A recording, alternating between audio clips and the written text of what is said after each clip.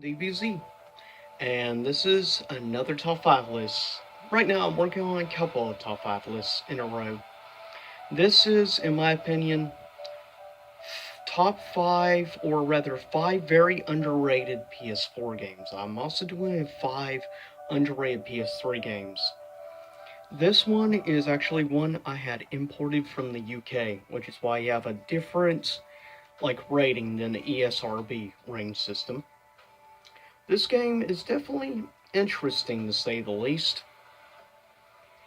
It has some hack and slash elements and certain gameplay elements that kind of remind me of games like Devil May Cry, but also some platforming elements as well. So it's interesting to say the least.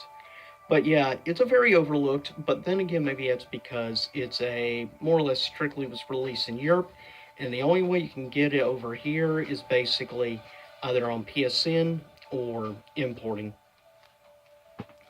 This next one I feel is underrated. Now, it's a very overly hated game.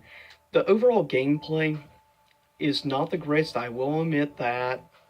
Storytelling, but where it exceeds is in its mechanics and experimentation with different magic abilities. And that's one thing I like also. I think it's a plus the fact you get unlimited magic usage. You don't get that in very many games, in all honesty, but this is one of the few times I will say that about this game. Next, I feel underrated game. Some people would say also technically an overly hated game, but underrated honorable mention, of course, these are. And that is Assassin's Creed Unity. Unfortunately, and it is now a very solid overall experience.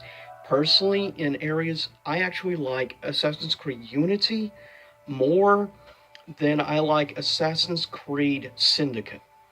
That may be stepping on some people's things, but keep in mind also, one of my personal favorite subjects is history, and I love the fact having elements of the French Revolution being the backdrop of this game.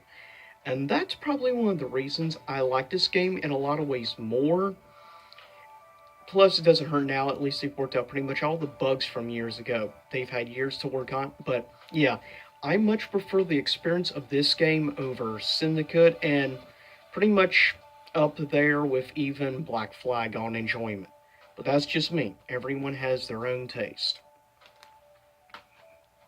Last honorable mention is this game. It's a Telltale's game.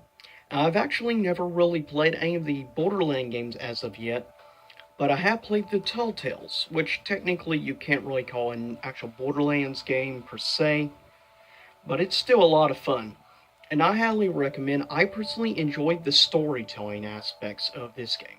That's where it got me, and the fact is, you can get this game for pretty much under $10 easily. So it's definitely worth the price, in all honesty. If you like good storytelling, it's one of the few areas the Telltale games do good in. It's one of my guilty pleasure subgenre of games is the Telltale games. Like the Batman one is good, the Guardians of the Galaxy is a lot of fun.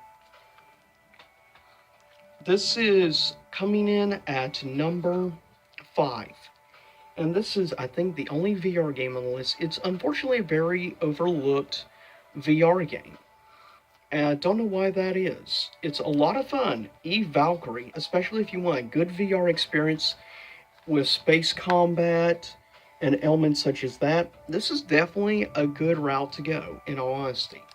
I highly recommend this game if you're looking for a good, fun, early VR game. You can get this game easily for under $20, probably on average, give or take 10 to maybe 15.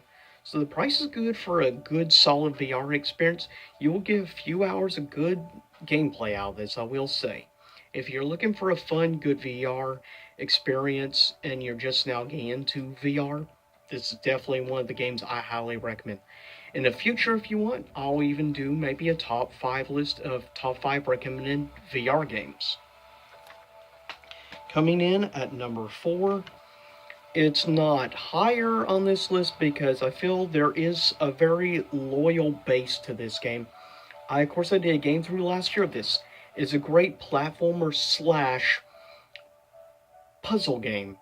It's a lot of fun. It's a very artsy game. If you enjoy games such as Incredible fun games such as like Air Memories of Old Journey and others, you're gonna enjoy Rhyme, and you get a lot more gameplay time out of it than like games like Journey, which you get maybe an hour and a half, 2 hours of gameplay out of. This game, you can get 10 plus hours of gameplay out of this if you want to take your time with the game and work on like getting puzzle pieces together and elements in order to get those trophies. And the music is superb in this game. I mean, honestly, it is just one gorgeous game. And if you've never actually checked out the game, check out some of my gameplays and stuff. That way you can see what the game is like, how gorgeous it is. I love the cel shade graphics. It's just a superb, underrated game, and you can buy this probably brand new now, like $20 or less. So it's definitely worth your time. Coming in at number 3, you hear music playing in the background of right now. Coming at number 3, I feel highly overlooked, unfortunately. I think some people were disappointed with this game and didn't care much for it. They preferred the original Callus, which I will admit, that's an incredible game, but I do feel this is underrated. If you're somebody who likes to spend their time, likes open worlds and stuff, this is honestly a really good open world, and I love the crisp graphics with the whites and the reds, blues, like different color elements together, sews together very well. The story overall isn't necessarily great. I will say that's one of the down parts of the game, but I still enjoyed the game. I mean, the mechanics alone are super solid. It's fun leveling up, and also you can get some good trophies out of playing this game. And it's fun doing like time attack and stuff, competing with other people online. That's a great thing. You can try to beat other people's records, set new records, and have some fun replayability in those aspects. That's where this game has some fun, and it's a great challenge for completionists out there.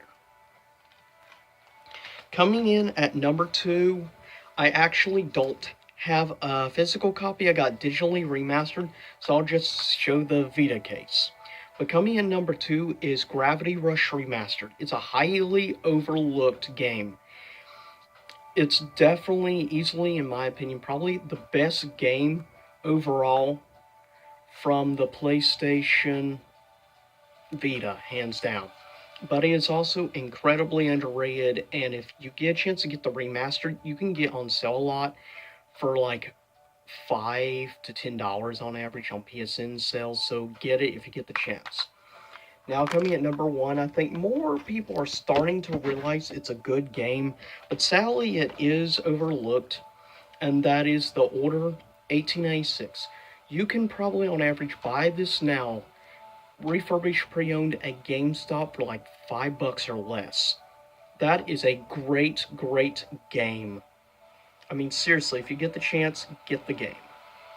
Anyways, I'll get ready to cut this video.